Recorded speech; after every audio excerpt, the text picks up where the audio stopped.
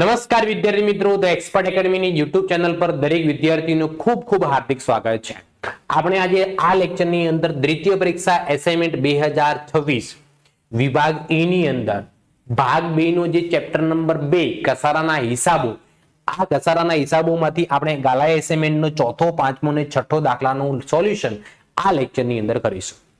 જે પણ વિદ્યાર્થી મિત્રોએ હજુ સુધી the expert academy YouTube channel subscribe ન કરી હોય તો સબસ્ક્રાઇબ કરી દો, લાઈક કરી દો અને તમારા મિત્રો સુધી શેર કરવાનું બિલકુલ ભૂલતા નહીં. હું તમારા માટે વિડીયો બનાવું છું. 11મા ધોરણમાં બી બનાવીશ, 12મા ધોરણમાં પણ બનાવીશ. તમારા માટે હું મહેનત કરું છું. તો તમારી એટલી ફરજ છે, તમારે મારા માટે એટલી મહેનત કરવાની કે આ યુટ્યુબ ચેનલને વધારેમાં વધારે સબસ્ક્રાઇબર મળે.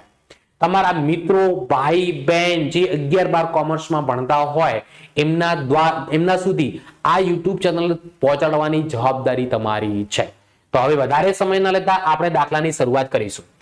દાખલા નંબર ચોથો. દાખલા નંબર ચોથાની રકમ તમને સ્ક્રીન પર દેખાય છે. જુઓ શું આપેલું છે એ જોઈ લઈએ આપણે. 1/4/2022 ના રોજ યંત્ર ખાતાની ખરીદ કિંમત 75,000 છે, જેને ગોઠવવાનો ખર્ચ 5,000 થયો છે.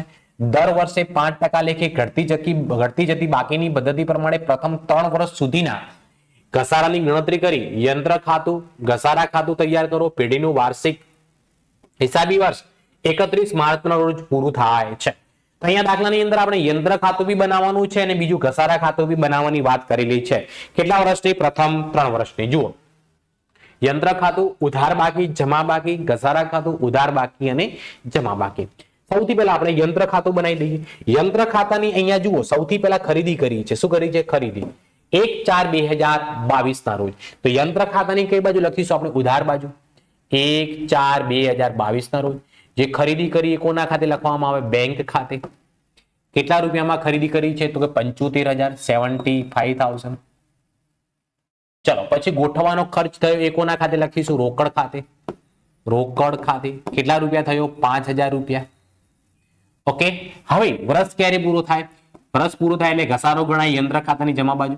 31/3/2023 ના રોજ કોના ખાતે લખીશું? ઘસારા ખાતે. સૌથી પહેલા જુઓ, યંત્ર 75,000 માં લાવ્યા, 5,000 ગોઠવવાનો ખર્ચ થયો એટલે યંત્ર કેટલામાં પડ્યું? 80,000 રૂપિયામાં. કેટલામાં પડ્યું? 80,000. અને આપણે ઘસારો કેટલા ટકા ગણવાનો કીધું છે? 5%. તો 80,000 ના 5% કરું એટલે પહેલા વર્ષનો ઘસારો કેટલો કહેવાય? 4,000 રૂપિયા. ઘસારા ખાતે કેટલા લખવામાં આવશે? 4,000 રૂપિયા. પહેલો વર્ષ પૂરો થઈ ગયો તો ટોટલ કરો હું 80,000 રૂપિયા. આ બાજુ બી કેટલા લખવાના? 80,000 રૂપિયા. 80,000 માંથી 4,000 હું બાદ કરું ઘસારો એટલે રકમ કેટલી વધે? 76,000 રૂપિયા. પહેલા વર્ષની આખરની બાકી 31 માર્ચ 2023 ના રોજ બાકી આગળ લઈ ગયા, લઈ ગયા. ચલો, તો બીજા વર્ષની શરૂઆત ક્યારે થશે? તો બીજા વર્ષની શરૂઆત થશે 1/4/2023 ના રોજ. 1/4/2023 ના રોજ શું લખવામાં આવશે અહીંયા? તો કે બાકી આગળ લાવ્યા. કેટલા રૂપિયા? 76,000, 76,000 રૂપિયા. બીજું વર્ષ ક્યારે પૂરું થશે? અહીંયા 31/3/2024 ના રોજ કોના ખાતે લખવામાં આવશે? ઘસારા ખાતે. હવે અહીંયા ખાસ ધ્યાન રાખવાનું છે, ઘટતી જતી બાકીની પદ્ધતિ કયું છે? જુઓ, દાખલાની અંદર ઘટતી જતી બાકીની પદ્ધતિ. જ્યારે દાખલાની અંદર ઘટતી જતી બાકીની પદ્ધતિ હોય તો ઘસારો શરૂઆત આ બાકી ઉપર ગણવામાં આવે. જે બાકી વધે એના ઉપર. તો અહીંયા બાકી કેટલી વધેલી છે? 76,000. તો 76,000 ના 5% ગણવાના ફરીથી એટલે 3,800. દર વર્ષે ઘટતી જતી બાકીમાં ઘસારો સરખો રહે નહીં. ચલો, હવે આનો સરવાળો કરો તો કેટલા રૂપિયા થશે? 76,000 રૂપિયા. બીજો વર્ષ પૂરો. 76,000 માંથી આપણે 3800 રૂપિયા શું કરવાના છે? બાદ. 76,000. 76,000 માંથી 3800 બાદ કરો એટલે રકમ કેટલી વધે? 72,200 રૂપિયા. 72,200. 31 માર્ચ 2024 ના રોજ બાકી આગળ લઈ ગયા, લઈ ગયા. પછી ત્રીજા વર્ષની શરૂઆત ક્યારે થશે? 1/4/2024 ના રોજ. તો અહીંયા લખીએ 1/4/2024 ના રોજ બાકી આગળ લાવ્યા. કેટલા રૂપિયા? 72,200 રૂપિયા. ત્રીજો વર્ષ ક્યારે પૂરો થશે? 31/3/2025 ના રોજ. શું ગણવામાં આવશે? ઘસારો. ઘસારા ખાતે ઘટતી જતી બાકીની પદ્ધતિ કયું છે? કઈ રીતે કીધું છે? ઘટતી જતી બાકીની પદ્ધતિએ તો 72,200 ના પાછા 5% ગણવાના, 3610 રૂપિયા, 3,610 રૂપિયા. ત્રીજા વર્ષનો સરવાળો કરો, કેટલા રૂપિયા આવે? 72,200 રૂપિયા. આ બાજુ બી 72,200 રૂપિયા. 72,200 માંથી આપણે 3610 શું કરી દેવાના બાદ? તો કેટલી રકમ વધે? 68,590 રૂપિયા. 68,590 રૂપિયા. 31 માર્ચ 2025 ના રોજ બાકી આગળ લઈ ગયા. બાકી આગળ લઈ ગયા. આ આપણું 3 વર્ષનું યંત્ર ખાતું થઈ ગયું. હવે આપણે 3 વર્ષનું કયું ખાતું બનાવવાની વાત કરેલી છે? ઘસારા ખાતું. તો સૌથી પહેલા ઘસારા ખાતાની કઈ બાજુ લખાય? ઘસારો ઉધાર બાજુ. ખર્ચ છે. ઘસારો આપણે પહેલો ક્યારે ગણ્યો? 31 માર્ચ 2023 ના રોજ. તો ઘસારા ખાતાની ઉધાર બાજુ લખીશું 31 માર્ચ 2023 ના રોજ. સામે કોનું નામ લખવામાં આવે? યંત્ર ખાતે. પહેલા વર્ષનો ઘસારો કેટલો હતો? તો કે 4,000 રૂપિયા. પહેલા વર્ષનો ઘસારો કેટલો હતો? 4,000 રૂપિયા. હવે પહેલો વર્ષ બંધ કરી દેવામાં આવે એટલે ટોટલ કરવામાં આવે તો આ બાજુ બી 4,000 અને આ બાજુ બી કેટલા લખવામાં આવશે? 4,000 રૂપિયા. હંમેશા ઘસારા ખાતું બંધ કરી અને વર્ષ પૂરો થાય એટલે કે 31 માર્ચ 2023 ના રોજ કોના ખાતે લઈ જવામાં આવે? તો કે નફા નુકસાન ખાતે. કોના ખાતે? નફા નુકસાન ખાતે. ચલો બીજો વર્ષ એટલે કઈ તારીખ લખાશે? 31 માર્ચ 2024 ના રોજ કોના ખાતે લખીશું? યંત્ર ખાતે. ચલો બીજા વર્ષનો ઘસારો કેટલો હતો? તો કે 3,800 રૂપિયા. 3,800. બીજા વર્ષનો ટોટલ કરવામાં આવશે 3,800 રૂપિયા. આ બાજુ બી કેટલા લખવામાં આવશે? 3,800 રૂપિયા. અહીંયા બી કેટલા લખવામાં આવશે? 3,800 રૂપિયા.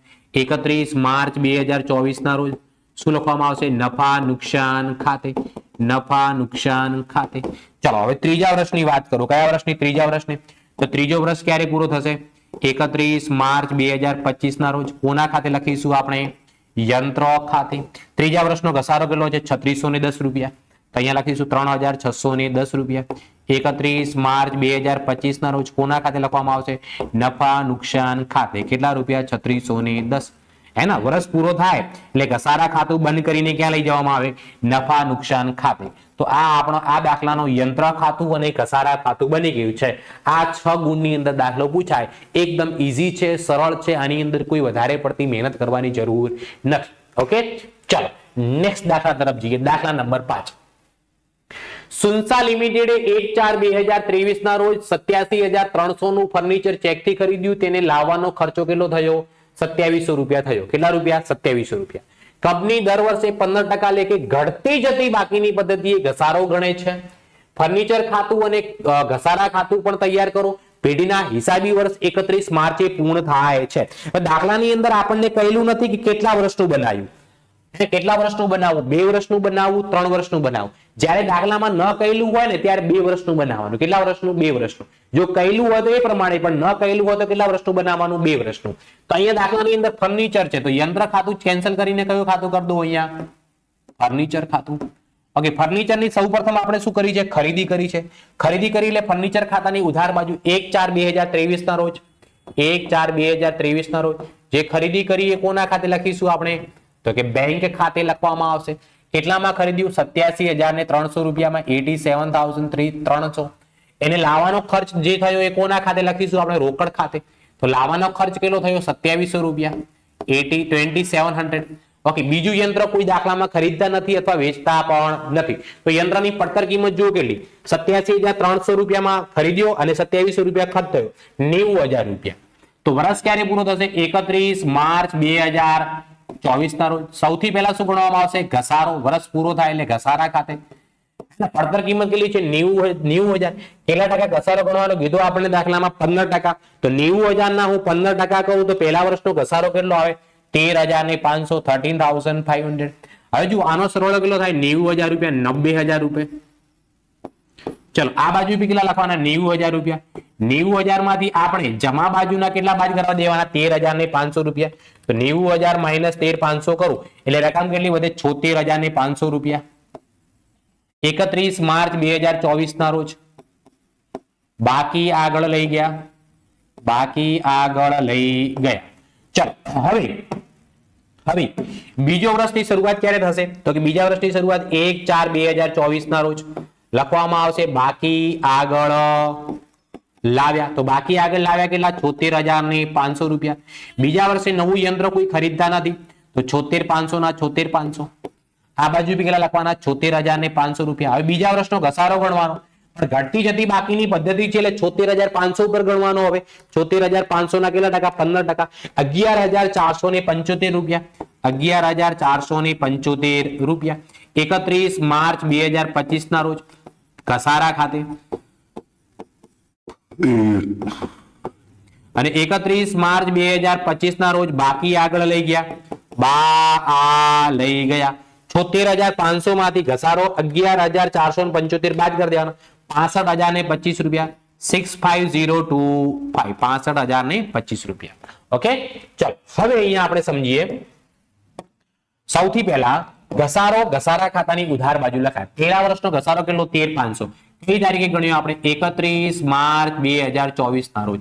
કોના ખાતે લખીશું? ફર્નિચર ઉપર ગણ્યો. તો કોના ખાતે લખાશે? ફર્નિચર ખાતે. કેટલા રૂપિયા? 13,500 રૂપિયા. વર્ષ પૂરો થઈ જશે તો અહીંયા કેટલા લખીશું? 13,500. આ બાજુ બી કેટલા લખવામાં આવે? 13,500. અહીંયા બી કેટલા લખીશું આપણે? 13,500. વર્ષ પૂરો થાય એટલે ઘસારા ખાતું બંધ કરીને ક્યાં લઈ જવામાં આવે? તો કે નફા નુકસાન ખાતે. એની કોઈ બાકી વધે નહીં. ચલો હવે બીજા વર્ષની અંદર વાત કરું. બીજા વર્ષનો ઘસારો ક્યારે ગણાય? 31 માર્ચ 2025 ના રોજ. કોના ઉપર? ફર્નિચર ઉપર. તો કોના ખાતે લખીશું આપણે? ફર્નિચર ખાતે. બીજા વર્ષનો ઘસારો કેટલો છે? 11,475. 11,475. 31 માર્ચ 2025 ના રોજ કોના ખાતે લખીશું? નફા નુકસાન ખાતે. વર્ષ પૂરો થાય એટલે ટોટલ 11,475 રૂપિયા જે ઘસારો છે. આ બાજુ બી 11,475 ઘસારો છે. 11,475 ઘસારો કોના ખાતે લખી દેવાનો? નફા નુકસાન ખાતે લખી દેવામાં આવે. કોના ખાતે? નફા નુકસાન ખાતે.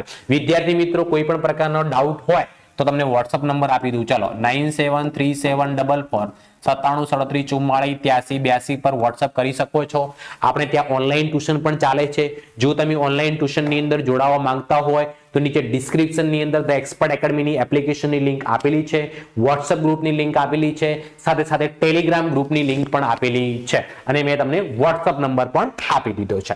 ચાલો છઠ્ઠા નંબરનો દાખલો. વિરાજ કોર્પોરેશને તારીખ 1/4/2023 ના રોજ 36,400 નું જૂનું યંત્ર ચેકથી ખરીદ્યું. યંત્રને ઉપયોગમાં લાવતા પહેલા 3,600 નો સમારકામ ખર્ચ થયો. પેઢીનું હિસાબી વર્ષ 31 માર્ચના રોજ પૂરું થાય છે. વિરાજ કોર્પોરેશન દર વર્ષે ઘટતી જતી બાકીની પદ્ધતિએ 10% દરે ઘસારો ગણે છે. પ્રથમ 2 વર્ષનું યંત્ર ખાતું તૈયાર કરો. કેટલા વર્ષનું કીધું છે? 2 વર્ષનું. તો સૌથી પહેલા યંત્ર ખાતાની ઉધાર બાજુ યંત્ર કઈ તારીખે ખરીદી રહ્યા છીએ આપણે? 1/4/2023 ના રોજ. જે ખરીદ્યા છે રકમ કોના ખાતે લખીશું? અહીંયા બેંક ખાતે. ચલો તો બેંક ખાતે કેટલી રકમ લખીશું? સૌથી પહેલા 36,400 રૂપિયા. 36,400 રૂપીસ. હવે આને સમારકામનો ખર્ચો જે થયો એ 3600 રૂપિયા કોના ખાતે લખવાના? યંત્ર ખાતાની ઉધાર બાજુ લખવાના. એ આપણે રોકડ ખાતે લખીશું. ચલો તો યંત્ર કેટલામાં પડ્યું? જુઓ 36,400 માં ખરીદ્યું. 36,400. ગોઠવવાનો ખર્ચ 3600 થયો. 40,000 માં પડ્યો. કેટલા રૂપિયામાં? 40,000 માં. પહેલો વર્ષ પૂરો થશે એટલે યંત્ર ખાતાની જમા બાજુ 31 માર્ચ 2024 ના રોજ વર્ષ પૂરો થાય એટલે ઘસારો ગણવામાં આવે. ઘસારા ખાતે દાખલાની અંદર જુઓ ઘસારો કેટલા ટકા કીધો છે? 10% કીધો છે. એટલે કેટલા રૂપિયાનું યંત્ર થયું? 40,000. 40,000 ના 10% કરો એટલે કેટલા રૂપિયા આવે? 4,000 રૂપિયા. પછી 31 માર્ચ 2024 ના રોજ શું લખીશું? અહીંયા બાકી આગળ લઈ ગયા. જે વધે એ ટોટલ કરીને બાકી આગળ લઈ ગયા. તો જુઓ આ ઉધાર બાજુનો સરવાળો કેટલો થયો? 36,400 અને 3600 40,000 રૂપિયા. 40,000 માંથી આપણે કેટલા ઘસારો આવ્યો? પહેલા વર્ષનો 4,000. તો 40,000 માંથી હું 4,000 બાદ કરું એટલે બાકી આગળ લઈ ગયા કેટલા લખવામાં આવે? 36,000 36,000 રૂપિયા લખવામાં આવે. ચલો બીજા વર્ષની શરૂઆતમાં. બીજા વર્ષની શરૂઆત ક્યારે થશે? 1/4/2024 ના રોજ બાકી આગળ લાવ્યા. બાકી આગળ લાવ્યા. કેટલા રૂપિયા લાવ્યા? 36,000 રૂપિયા. ઓકે. પછી વર્ષ ક્યારે પૂરો થશે? બીજો વર્ષ 31 માર્ચ 2025 ના રોજ વર્ષ પૂરો થાય એટલે શું ગણવામાં આવે? ઘસારા ખાતે. ઘસારા ખાતે બાકી ઉપર ઘટતી જતી બાકીની પદ્ધતિ એટલે 36,000 ઉપર ગણવાનો. કેટલા ટકા? 10%. તો 36,000 ના 10% કેટલા થશે? 3600 રૂપિયા. ચલો આ બાજુનો સરવાળો કેટલો આપણો? 36,000 36,000 રૂપિયા. આ બાજુ બી કેટલા ગણે લખીશું? 36,000. 36,000 માંથી આપણો ઘસારો કેટલો બાદ કરવાનો? 3600 રૂપિયા.